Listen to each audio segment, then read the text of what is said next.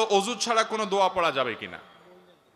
উত্তর হলো দোয়া, যে কোনো দোয়া, দোয়া পাঠের জন্য অজু কখনো শর্ত নয়।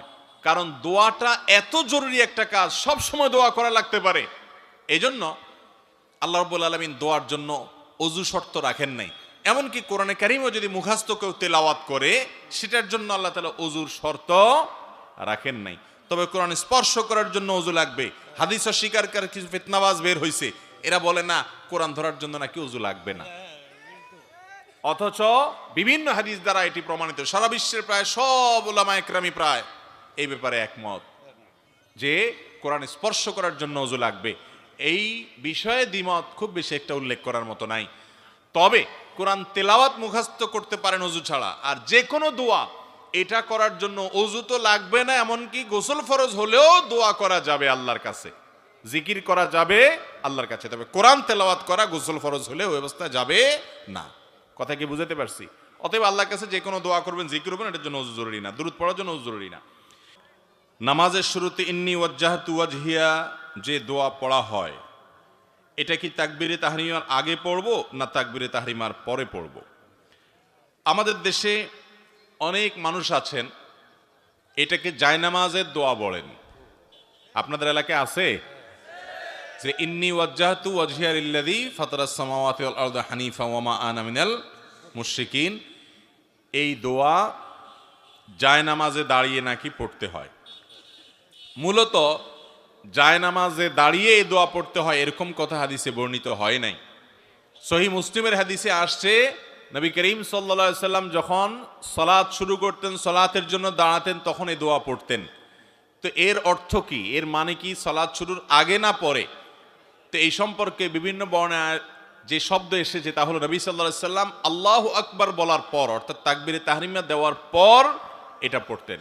তার মানে সুবহানাকাল্লাহুম্মা ওয়া বিহামদিকা আমরা যে সানা পড়ি তাকবীরে তাহরিমার পরে দোয়ায়ে ইস্তিফতাহ বা সালাত শুরুর দোয়া যেটাকে বলা হয়, ওই দোয়ার জায়গা নবী করিম সাল্লাল্লাহু আলাইহি সাল্লাম অনেক সময় কোনো সময় এই ইন্নী ওয়াজ্জাহতু এই দোয়াটা পাঠ করতেন। অতএব এটি সালাত শুরুর আগে জায়নামাজে দাঁড়িয়ে পড়তেন এমন কোনো কথা সঠিক নয়।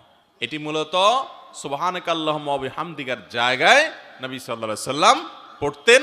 কারণ হাদিসে পরিষ্কারভাবে আল্লাহু আকবার বলার পর তিনি বলতেন, এটি প্রমাণিত। অতএব এটি জায়নামাজে দাঁড়ানোর দোয়া হিসাবে যেটি আমরা জানি সেটি সঠিক নয়। হাদিসের আলোকে এটি হলো সালাত শুরু হওয়ার পর সানা হিসাবে পড়া যেতে পারে। আমাদের এলাকায় জানাজা নামাজের পর সম্মিলিত মুনাজাত করা হয়, কিন্তু এখন অনেক আলেমগণ বলতেছেন এটা নাকি বিদআত। কোরআন ও হাদিসের আলোকে আপনার কাছে জানতে চাই, জানাজার নামাজটা হলো পুরোটাই দোয়া। সালাতুল জানাজা পুরোটাই কি? সালাতুল জানাজার প্রথম তাকবীরের পর আপনি আল্লাহর প্রশংসা সানা পেশ করেন, ফাতিহা পেশ করেন, দ্বিতীয় তাকবীরে আপনি দুরূদ পাঠ করেন, আর তৃতীয় তাকবীরে মুর্দার জন্য আপনি দোয়া করেন, তাই না? আল্লাহুম্মা গফির লানা লিহাইয়িনা ওয়া মাইয়িতিনা, মুর্দার জন্য দোয়া না এটা? তাহলে পুরো জানাজার নামাজটাই তো দোয়া। তো জানাজার নামাজের পরে আবার কিসের আলাদা করে দোয়া?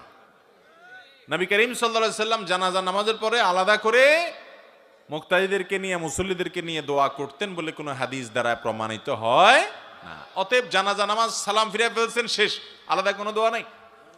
হ্যাঁ, আপনি যখন মুর্দাকে দাফন করতে যাবেন তখন কবরস্থ করার পর, কবরে রাখার পরে কেবলার দিকে হয়ে যার যার মতো করে মুর্দার জন্য দোয়া করাটা সুন্নাত। নবী করিম সাল্লাল্লাহু আলাইহি সাল্লাম দাফন করার পর বলেছেন, ইস্তাগফিরু লিআখিকুম ওয়াসালু লাহু সুবাত, তোমাদের ভাই যাকে দাফন করলা তার জন্য আল্লাহর কাছে মাপ চাও, এবং সে যেন ওই সওয়াল জবাবে ঈমানের উপর অটল থাকতে পারে সেজন্য আল্লাহর কাছে দোয়া করো। এই জন্য দাফন করার পর কবরস্থানে, এরপর কেবলামুখী হয়ে যার যার মতো আলাদা করে আল্লাহ লোকটাকে আপনি মাফ করে দেন, তার সওয়াল জবাব সহজ করে দেন, ঈমানের উপর অটল রাখেন, এগুলো দোয়া করা তার জন্য সুন্নাত, বাস। কিন্তু জানাজার পরে আলাদা কোনো দোয়া হাদিস দ্বারা প্রমাণিত